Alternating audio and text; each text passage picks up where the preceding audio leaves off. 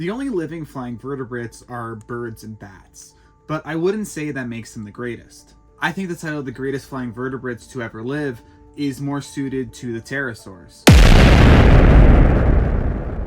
Now, this isn't to take away from birds and bats, which each have unique characteristics that make them amazing animals in their own rights. But pterosaurs are the true masters of the air, so much so that we've never found a flightless one. To be fair, we also haven't found any flightless bats, but they've had a lot less time to develop flightlessness than pterosaurs had before they went extinct. Anyways, what led to pterosaurs dominating the skies of the Mesozoic and being known as the first vertebrates to achieve powered flight?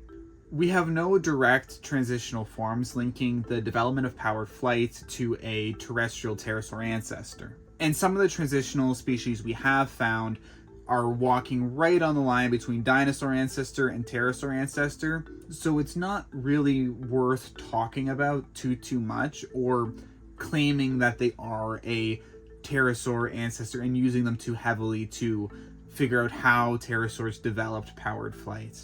If you didn't know, pterosaurs belong to the ornithoderans, which includes both dinosaurs and pterosaurs, of course making dinosaurs pterosaurs' closest relatives, which to me seems pretty unsurprising, mostly because pterosaurs are constantly confused for dinosaurs, along with a bunch of other animals that are very much not dinosaurs. Anyways, because of the lack of early pterosaur fossils and the uncertainty of what is an early pterosaur and what is an early dinosaur, the main hypothesis for the evolution of pterosaur flight are pretty much on equal ground. The ground up hypothesis suggests that jumping from ground level up was beneficial for early pterosaurs in some way. The interpretations I could find for this hypothesis mostly revolve around early pterosaur ancestors being insectivorous and jumping to catch insects. Individuals that were able to jump higher and catch more insects or higher flying ones would have been selected for over generations. The tree down approach suggests that early arboreal pterosaur ancestors were using the membrane that would later develop into their wing as a fall prevention measure, like a parachute, to reduce injuries or fatalities from falling. And we see examples of this in the modern day. Look at something like a squirrel, for example. They are known to survive incredible falls because of a stretchy membrane in between their front and back legs that acts like a parachute while they're falling. They're also able to flatten their tail as they fall, which I don't know if a pterosaur ancestor would do, because it doesn't look like the pterosaurs we do have necessarily have that kind of tail. I mean, there could have been some soft tissues we don't know about, but I don't think that's the case. Little rant right there, but that also plays into how squirrels prevent falls or survive great falls. Anyways, it's hard to tell which of these hypotheses best suit pterosaurs because of the lack of transitional fossils. But we do see pterosaurs getting to work with diversification after this transition was made. Most late Triassic to Jurassic pterosaur species are put in the Rhamphorhynchoid group, and most Cretaceous pterosaur species are put into the pterodactyloid group. But while putting a cladogram together for this video, I did realize the Rhamphorhynchoids don't really exist, at least not as a phylogenetic group. From what I could find, usually all pterosaurs put above Rhamphorhynchus in this cladogram I made are described as Rhamphorhynchoids, and all those under are described as pterodactyloids, starting with, I believe, Pterodactylus. The problem with that is it's not how phylogenetic naming works. You don't put together a group at the end that you think belongs together and name it. What you're supposed to do is pick a node and name it, and then all descendants of that node adopt the name as well. When looking at other cladograms I made just using letters, we can see how picking a group at the end that you think belongs together doesn't really give us much information about the group as a whole. All the information this method would give us are surface level similarities, and it could start misconceptions about members of the group as well. So the group Rhamphorhynchoids can still be used, it just has to be placed at a node, which would remove a great number of genus if it also wants to exclude pterodactyloids. Or it should be noted when this group is used that it's only meant to describe pterosaurs that lived throughout the Triassic and Jurassic. Anyways, I'm saying this to show the diversity of niches pterosaurs occupied was greater during the Triassic and Jurassic than it was during the Cretaceous. This is likely because it was a new clade and they were beginning to experiment with which niches they could occupy. 3 of the earliest I could find are pretty much all tied in age, give or take a million years, so I'm not going to claim any of them are older than the other because they're really close. All 3 of these species were found in Italy between 214 and 219 million years ago. Preondactylus and Pterosaurus seem to be very close relatives, both being insectivorous. Mind you, we don't have the head for Pterosaurus preserved, so our guesses on its diet are mostly revolving around phylogenetic bracketing. But we do know their wingspan was only 2 times the length of their hind limbs, which was pretty short for pterosaurs, especially later ones which reached wingspans 3 times that of their hind limbs. But early pterosaurs were still weird in other ways. This is Caelus ventus, the earliest known North American pterosaur and a very close relative of the more well-known Dimorphodon. Something that both these genus share in common is their incredibly large and robust skulls. In Dimorphodon's case, it's so large that paleontologists believe it wasn't capable of full-powered flight, instead relying on short bursts similar to how modern-day fowl or turkeys fly. This isn't thought to be a basal trait though, because of the many other early pterosaurs that were capable of full-powered flight. Also, some depictions I saw as a kid of Dimorphodon characterized it as having a fish-heavy diet, which after more research, this doesn't seem very likely. The first obvious reason this is unlikely is its poor flying abilities, which would make it pretty difficult to fish over a large body of water. There have been examinations of Dimorphodon teeth using microwaves, which point toward it eating more soft-shelled invertebrates as well as small vertebrates, which doesn't exclude eating fish from the diet, but might make it a little less likely, more of an opportunistic thing, not like they're actively fishing.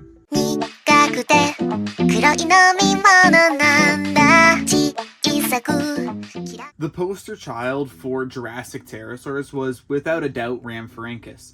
Even the group that generally describes all Jurassic pterosaurs was named after this guy.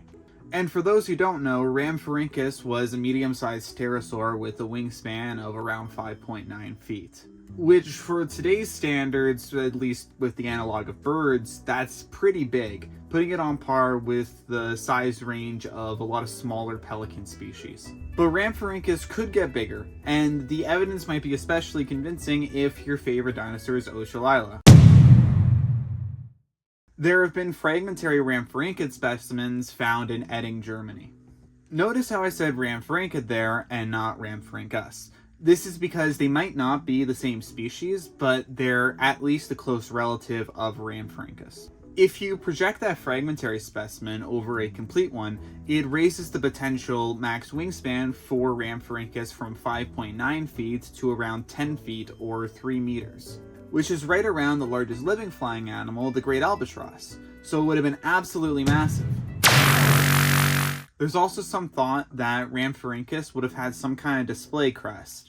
This is something we see in a lot of other pterosaur species, especially pterodactyloids, but it hasn't been adopted by too many people yet, but it still could be very possible. Something that looks like it could be a display structure, but to clarify is not, is Rhamphorhynchus's teeth. Rhamphorhynchus had these gnarly looking teeth that would arrange themselves in an interlocking pattern, very similar to a gharial. And like a gharial, Rhamphorhynchus was likely piscivorous, but obviously gharials catch fish while they're under the water. This method likely wouldn't be as effective for an aerial predator like Rhamphorhynchus, so it likely hunted similar to modern seabirds.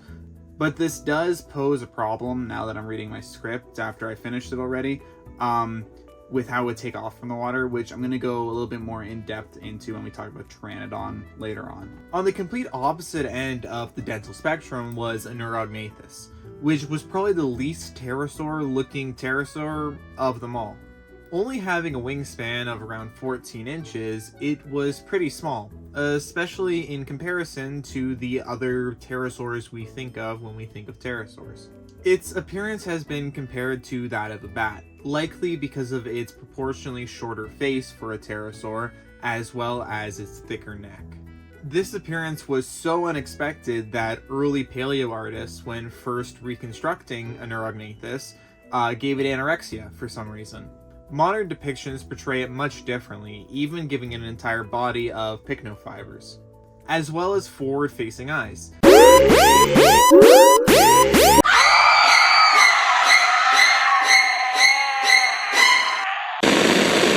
These characteristics lead scientists to believe it was crepuscular and also insectivorous, filling a similar niche to modern nightjars. Even though a Neurognathus was equally related to Rhamphorhynchus as it was to the pterodactyloids, it seemed to lack the characteristic long tail of most other pterosaurs that shared this kind of relation. Of course, pterodactyloids being a different story. So the loss of a long tail was likely for a significant reason. That reason is thought to be maneuverability. The picture I'm trying to paint here puts a Neurognathus as a dusk and dawn insectivore that uses its good vision as well as maneuverability to hunt insects. It's likely it would also spend its days and nights hiding from potential predators. Altogether, a very unique pterosaur that was filling niches that we didn't see many other pterosaurs filling even after it went extinct. A less unique but more influential pterosaur to the group's evolution is Pterodactylus. Pterodactylus was first described in 1784 by Alessandro Colin, and it was also the first pterosaur to ever be described. And this is what they thought it looked like. They also thought it was aquatic and a monotreme, just like your favorite other monotremes like Ichthyosaurus and Plesiosaurus. I'm sorry, you can't make fun of them too much. We wouldn't be where we're at if these people didn't make the mistakes that they made. The reason I bring Pterodactylus up is, on top of being the first pterosaur ever described, it's also one of the earliest members of the most recognizable group of pterosaurs that I've also hinted at, the pterodactyloids. Characterized by longer beak-like structures as well as more defined crests and shorter tails, Pterodactylus hits this all on the head. Most general characterizations of pterodactyloids depict them as sea-dwelling piscivores. Except like Asdarchids, most people have the right idea of what Asdarchids were like. And Pterodactylus doesn't really suit this characterization very well. Pterodactylus appears to be a diurnal carnivore specializing in small invertebrates. It has a relatively high bite force for its size, which also means it could have been going after smaller vertebrates as well. We pretty much only have juvenile Pterodactylus specimens, except for one individual that could be a subadult, but scientists aren't too sure about it. So I'm not going to really give a for sure size estimate for Pterodactylus because, like I said, we really only know juveniles, which aren't too reliable. But I'll give a list of size estimates right at the corner of the screen, somewhere up here, for you to take a look at. Also, I'm pretty sure Neurognathus and Pterodactylus lived at the same time in the same place together. I didn't see any direct quotes saying that Pterodactylus predated on a Neurognathus or direct quotes saying that they lived together, but it seems like they did, but still take it with a grain of salt. Without a doubt, the golden retriever or bearded dragon or goldfish of pterosaurs is the pteranodon. And it serves as a great example for the evolution of pterodactyloids after Pterodactylus. For one, it lost its teeth, even though fish were found in its stomach remains,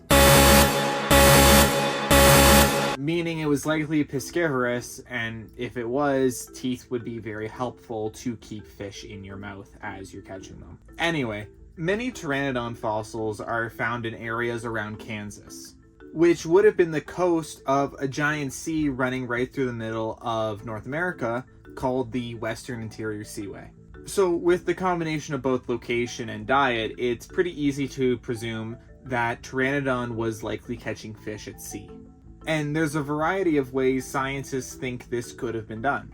One of the more commonly thought methods is called skimming, and you might recognize this behavior in games like The Isle.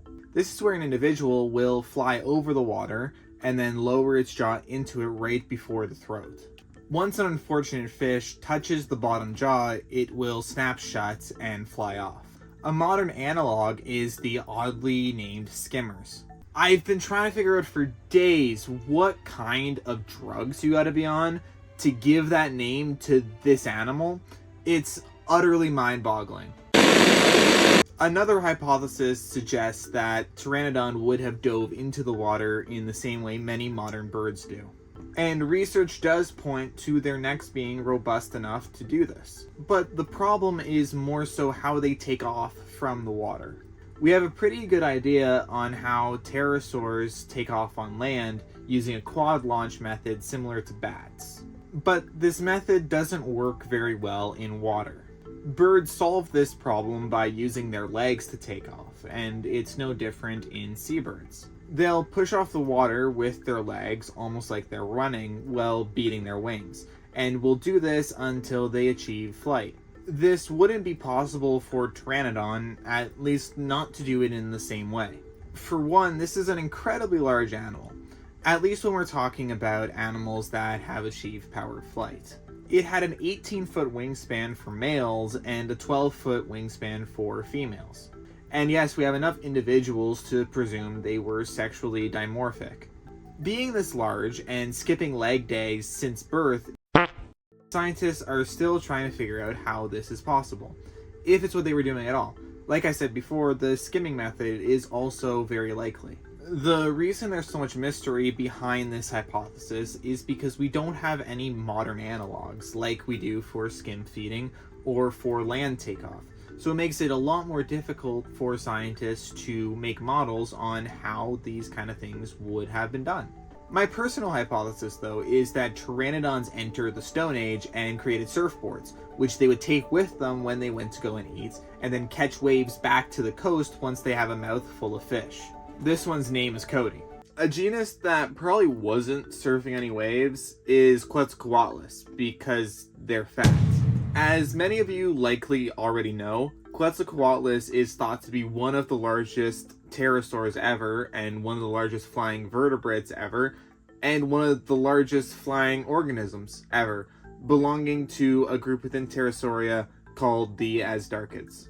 There are two other genuses within this group that are often considered to be the largest flying animal ever. Hashirogopteryx is a very well-known one, and it was a consideration of mine to use it for this segment instead of Quetzalcoatlus. The other, Ehrenbergiana, is less known, but for good reason. All we have is its neck vertebrae, so size estimates for this animal could be very, very wrong. But the remains for Quetzalcoatlus are far more numerous. We know that Quetzalcoatlus got to around 13 feet tall with a 35-foot wingspan, all while staying lighter than most Americans at 330 pounds. But 330 pounds is still very large, and we know no non-pterosaur flying organisms get close to this weight, at all.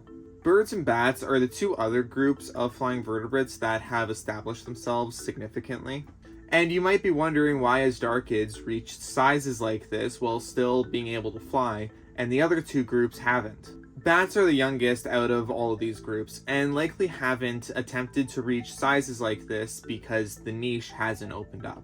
Also, archosaurs, like birds and pterosaurs, breathe pretty differently compared to mammals, and their method is much more efficient than ours. The gist of it is they use a series of air sacs to hold air and force it to flow one way in their lungs. This means the old air and the new air never mix, which makes the oxygen exchange between the lungs and the blood much more efficient. Clint Laidlock did an amazing video on this, which I'll link in the top right or in the description or somewhere like that for you guys to check out if you're interested, because it is a very interesting subject. This method of breathing contributes to why things like sauropods can get as big as they did. So it likely plays a role in how pterosaurs got this big and how they're also able to expend so much energy. Because bats don't have this breathing system, they have one more similar to ours, where old air and new air are constantly mixing together. It might be much harder for them to reach sizes like this because of how much more inefficient their lungs are and how much more energy they need to be that big.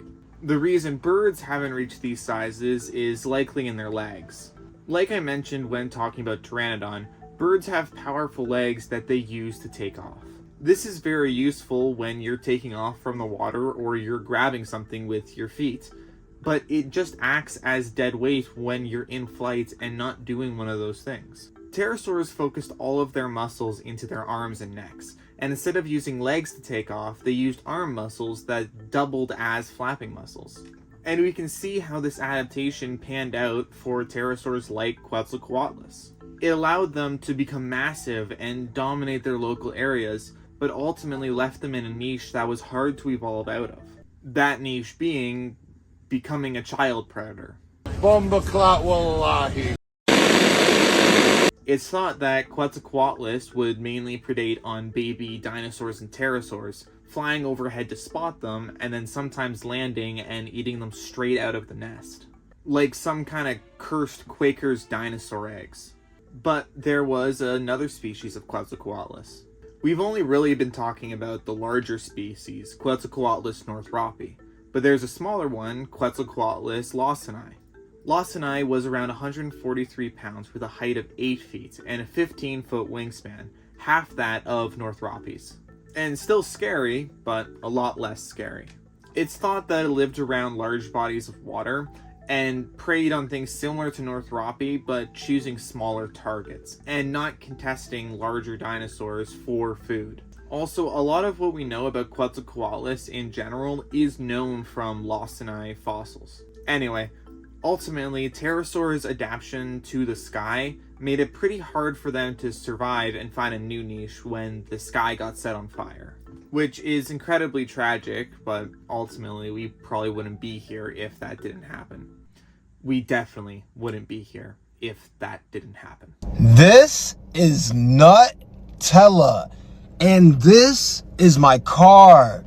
If you want to see what happens when I eat Nutella, join my live. I'm live right now. Sophia with a heart in the red. Roll with a red. Banana with a red. Moses with a red. Lumi with a red.